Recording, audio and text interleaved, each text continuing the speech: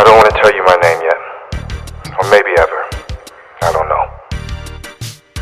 I just want to tell you my story and hope that you'll understand why I'm choosing to remain anonymous. I'm not trifling. I'm not trying to be deceptive. But I want to talk to you about my experiences without being judged by the people who know me. Basically, I'm just asking you to listen.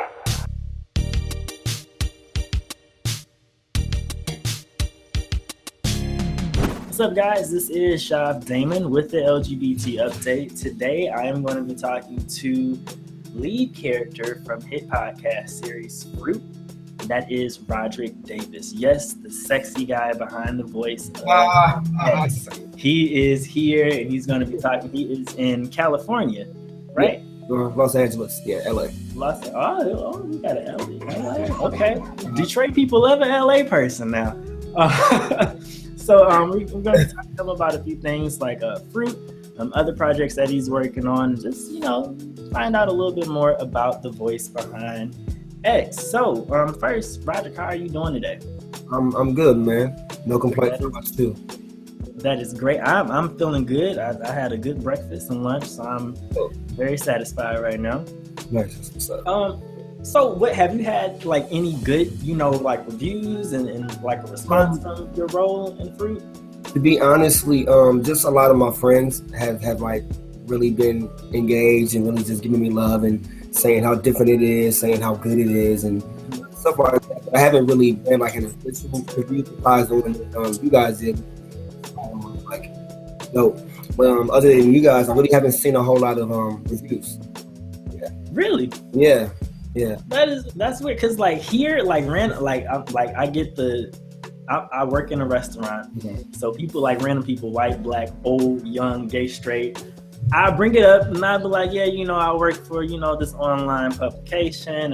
We have this series that we just reviewed, and they're like, oh yeah, well the only podcast I listen to is like Fruit, and I'm like, are you serious? And they're like, yeah, and I'm like, these are like people you would never expect to be like watching this. So I'm like, oh my God, I had a whole 15-minute conversation with somebody about it. So people here know about it. I don't think that was because of our review. I feel like it's good shit. So, Nice. Yeah. So, that's cool. So how were you approached about doing the series? Okay. Who told you about it? Well, actually, I've known the producer, the creator, Issa Rae, for quite some time now. She's actually a friend of a friend that I met a few years ago. And it's so funny. I saw Issa at a Christmas party in 2014 in LA. And we were talking. I think she was just really gaining some more steam with some things that she was doing. And I chopped it up with her, and she was like, yeah, I'm a huge fan of your work and stuff. And she asked my information. But we exchanged emails or whatever. Now, mind you, a whole year had gone past. So all 2015, I didn't hear from her, but it was all good. I wasn't tripping. I said, whatever's meant to be. Typical acting stuff. So a whole year passes. I see her at the same Christmas party, and we chop it up again. And she's like, hey, I just been real busy. And I said, yo, I totally get it. I'm not tripping. I know how it goes. Fine. So she told me that she was doing this podcast called Fruit. She didn't give me any information about what it was about, any of the content. She just said, we need a lead guy. Would you be interested? And I said, yeah, definitely, yeah. So I sent her over some voice records, and then I got an email back like a day or two later saying that they wanted to move forward with me as the lead character. And wow. A week and a half later, we started recording. Yeah, that's sweet. So this is stuff that inspires so many people. You literally had no idea that this is going to happen. You just go into a Christmas party to have fun, right? And then you get approached by a hit YouTuber, Issa Rae, and it's and she says that she's interested in your work and she wants to work with you. That's pretty big stuff. But the thing is though, in the beginning of 2015, I wrote out all my goals and everything I wanted to do, and she was actually one of the goals. I said I really want to work with Issa Rae. I didn't know in what capacity, but I knew I wanted to work with her. So have the whole year pass, and in December is when it hit. I guess I should have been a little more specific about when I wanted to work with her. But it's great though, man. I really wouldn't trade it. It's been great. That's cool. So, like, with an experience like this, like, what do you think stood out to Issa Rae, or like, you know, with you just sitting in your voice records and stuff like that? What do you think another young actor or actress could do to stand out, or like, what do you think Rae saw in you? Just to be consistent, you know, I've been acting for close to, Lord, quite a while now, over 10 years. And 10 years or 20 years? 10 years. 10 years, okay. Yeah, over 10 years. So I would definitely say it's just about being consistent, just to do the work. I think it's very important to put emphasis on being great as an actor versus all of what comes with being an actor. I think a lot of people get caught up in the fame and the money, and I feel like if that's what you want, then that's fine, but it doesn't really last, you know, and then you end up going outside of yourself and doing things to sustain that versus focusing on the work and allowing the fame and the money to be a part of it versus all of what you want. You know what I'm saying? Mm-hmm. Yeah, so. Yeah, a lot of people, like, you know, I see that just me being a dancer and trying to break into acting. I recently started acting, like, like in February. Okay. And you have a lot of people who just want to be cute, you know, especially... I'm just gonna keep it at that. It's a lot of people who just want to be cute and just get on TV and just get on the stage and think that's all it takes without understanding the work ethic that goes into being great in whatever field you choose. So what do you do just to stay on top of your toes? Because doing acting on camera, on screen, and just, you know, using your voice, I can imagine they're very different. You have to do different things in order to sound better. Like, how do you, like, stay up to date? Do you take classes? Do you have like a ritual or anything like that? To be honest, what I used to love to read when I was a kid. Mm-hmm. I used to love to read. I love to be. I've always been very animated, overly dramatic. So I've always been able to kind of be a great storyteller. You know, I think just understanding what the gig is. I think it's important, knowing what you're getting yourself involved in. This is a podcast, so there's no cameras. You can't see what I'm doing. So in order for people to really get a feel for what I'm feeling and what's going on with just sounds and different things of that nature, your voice has to be really bright. There has to be a lot of character in your voice. You know, it's very heightened, but still being able to find those nuances to make it realistic as well. So my ritual basically is just to approach it as if I'm telling a story. You know, like I'm telling like I'm reading a story, and I think for me, that's how that's my approach basically. Yeah. And that was that brings me to my next slide. That's what I really liked about Fruit. Just the fact that you kind of just told your story, and it was just so cool. It didn't seem like you were acting. It was just like, okay, who is this guy? Like, I felt like I was just in the car with one of my friends, and they like, bro, like, this is what happened. And I'm like, shit, that's crazy, you know? So it was cool. It's like with this series, this was like legit my first time listening to a podcast that had substance. Like, that's the best way I can describe it, where I could literally be stressed coming from work and just turn off everything in my room and just sit there and not knowing what any of the characters look like, where they were at, just like, okay, they say they're in New York, just close your eyes. You picture in the streets and the sound effects and the clubs and Gerard, what does Gerard look like? And I'm like, oh my God, this is crazy. So it was just, you guys did a really, really good job, like really bringing the series to life and not being on camera.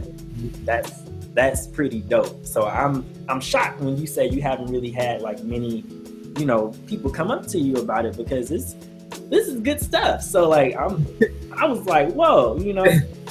Well, honestly, like of course the market here, like I'm in LA, so we're like overly saturated with content, you know, and with Fruit, I felt like this will be a series that will gain steam as it continues. You know, most people didn't even know what a podcast was. Like trying to get like my friends and family listen. Like I was getting hella text messages. Like, now what do I do? Like what's the? It was just crazy. Right. So it's on how SoundCloud. What is this? Right. Like, is it on iTunes? I didn't say iTunes.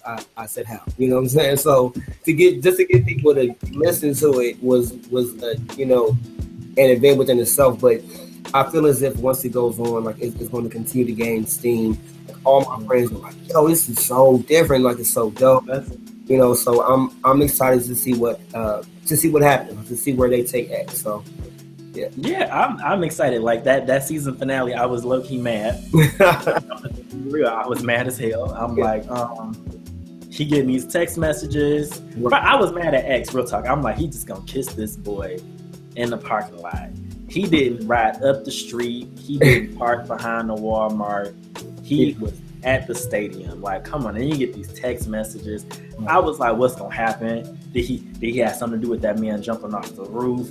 What's going on? Oh my God! Like, well, I was irritated. I'm like, what is gonna happen? What is Issa Rae gonna do? Why would you leave me in suspense like this? Yeah. And to be honest with you, we wouldn't even know until we got there to record. We didn't know what was going to happen. So we were as we're reading, we're like, oh, like freaking out, like, yo, this like, and I really like the way that they did that.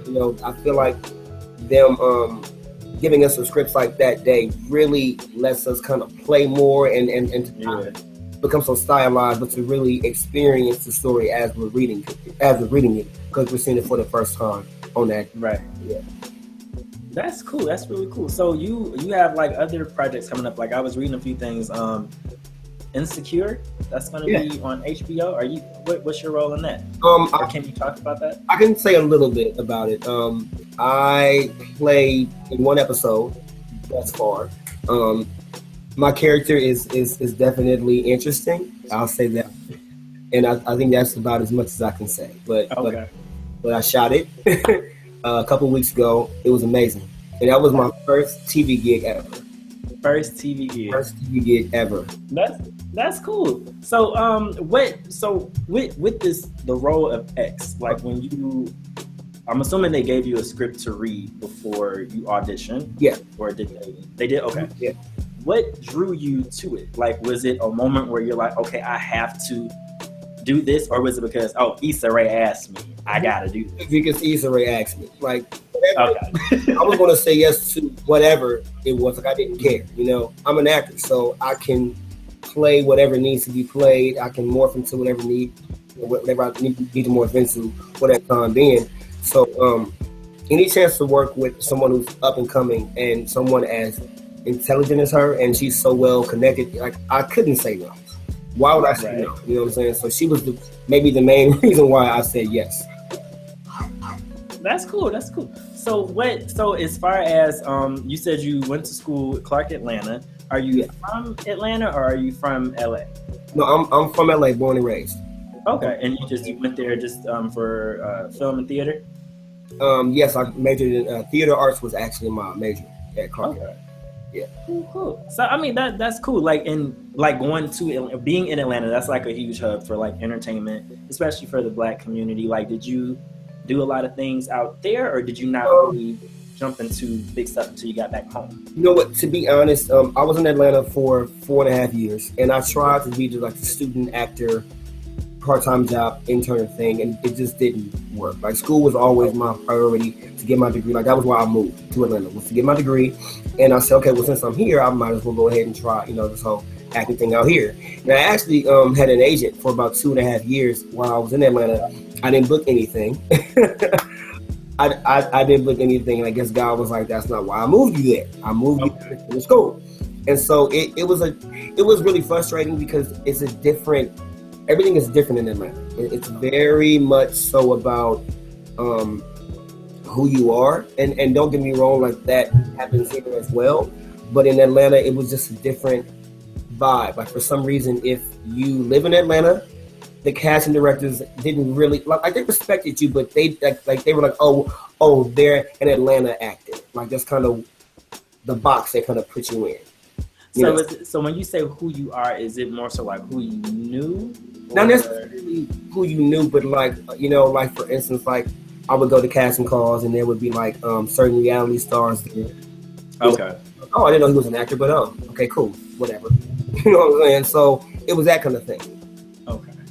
Which happens here, as well. But one thing I did notice in Atlanta was that they were more about, well, like, okay, well, you're an Atlanta actor, because the market is fairly, it's just not new there, but it's starting to boom. But they still don't really give the Atlanta actors like the credits sometimes. Yeah. It was someone from LA. Yeah.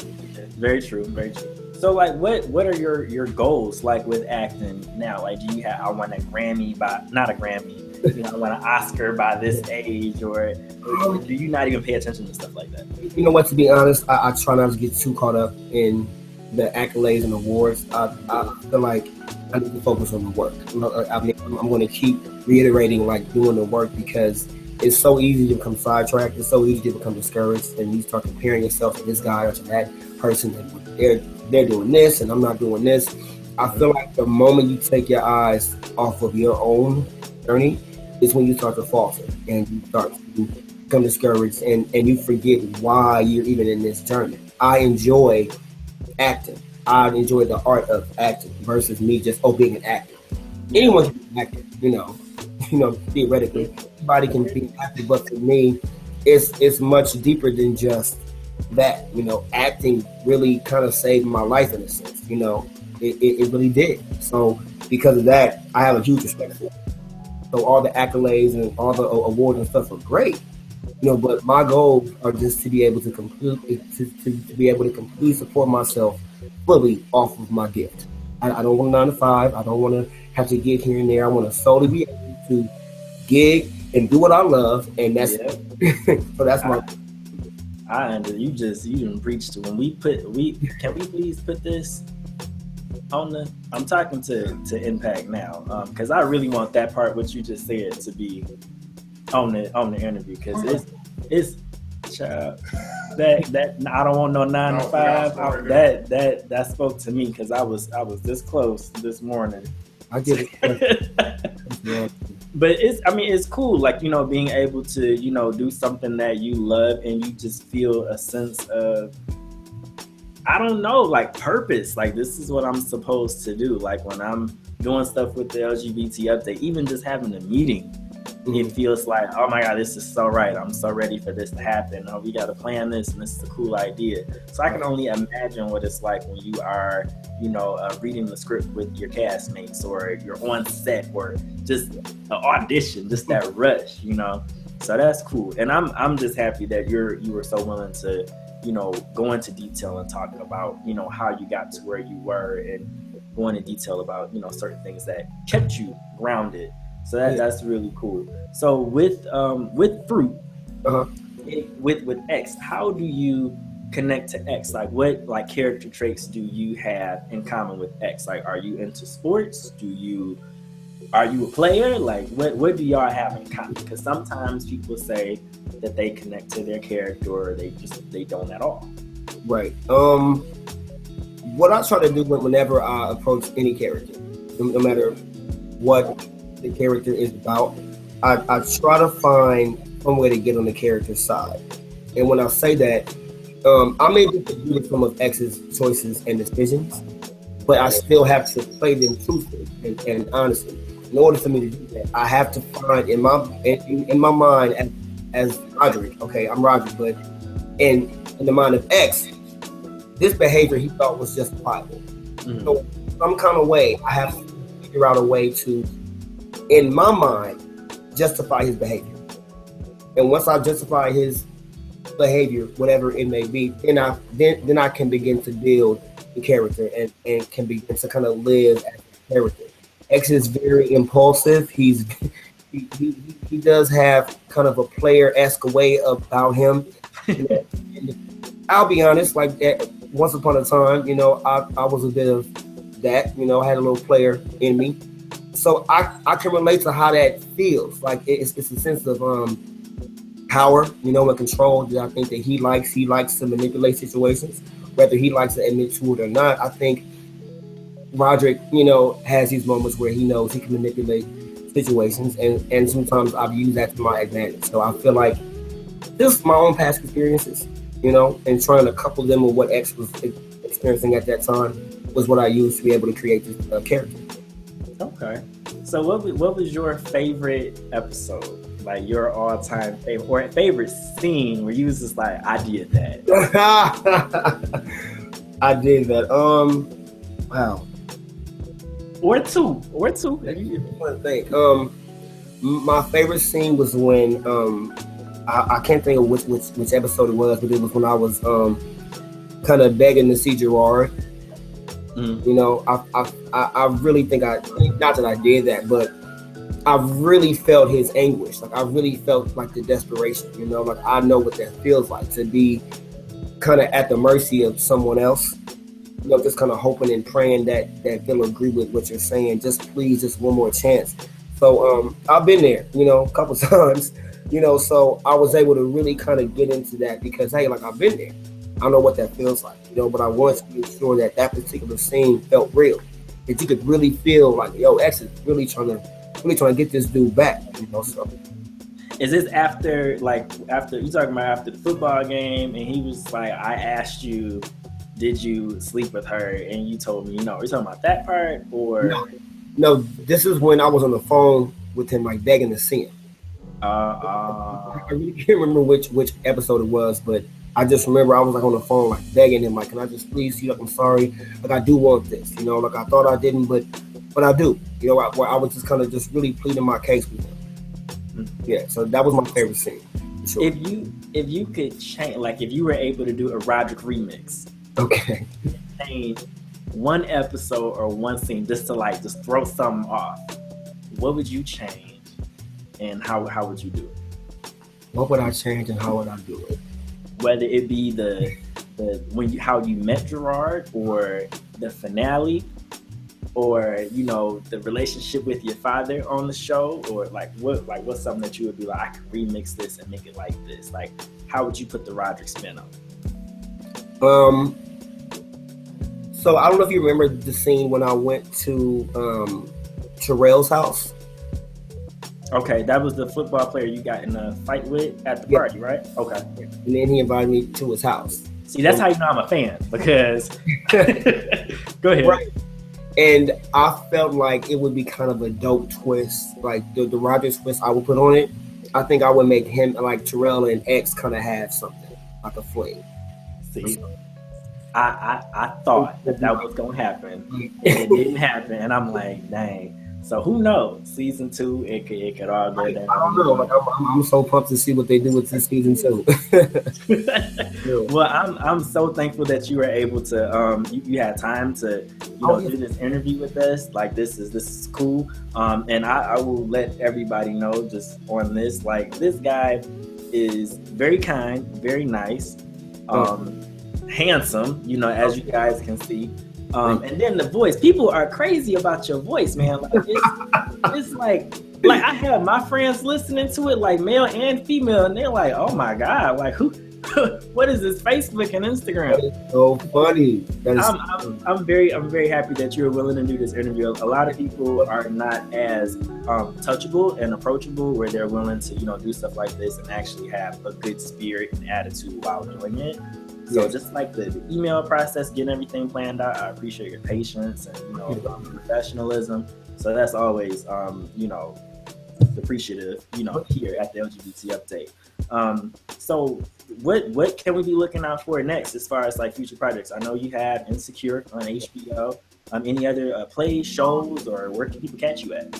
As of right now, the Insecure would be the most I guess pressing thing. and that's out in the fall. I don't even know which like what day or like when, but I know it would be in the fall, but I'll keep you updated for sure. And actually, at the end of August, I actually wrote, produced, and starred in a play last year called Bright Lights and Bruises. Okay. And we opened last summer to 2 sold out shows. It was great.